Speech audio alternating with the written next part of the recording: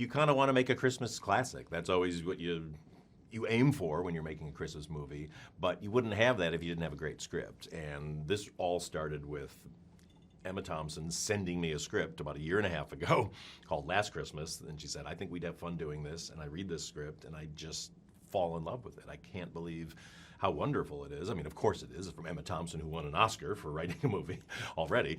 So, yeah, but then, you just have to load it up with great characters, beautiful scenery, great Christmas music, and also a great soundtrack. And on top of all of this, we've got this amazing George Michael soundtrack of 15 of his songs, including one that's never been heard before.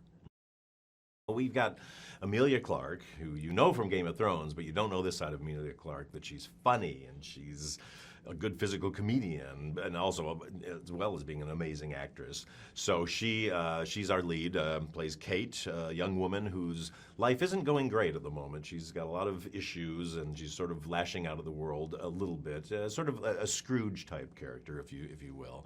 And then she meets Henry Golding in the role of Tom, who's this just guy who loves life and is always telling her to look up and look around, stop looking at your phone, and just take in the world around you. And he sees something in her that she doesn't see in herself, and he just makes her a bit of a project for him to try to bring her out of her funk, if you will. And then you've got Michelle Yeoh, who plays her boss, Santa, who works at a year-round Christmas store called Yuletide Wonderful, who is very hard on Kate, Emilia's character, but also can't give up on her because she knows that there's a good person inside her. And then Emma Thompson plays her mother, who is overbearing and out of her mind and absolutely hilarious.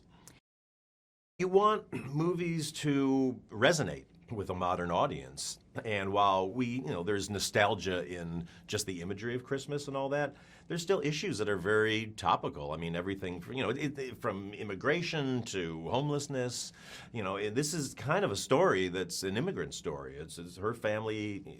When we meet them, they've had to flee from former Yugoslavia years ago because of the war, and they've settled in London, but they don't feel like they fit in. What they were used to be able to do for their professions back there, they can't do here.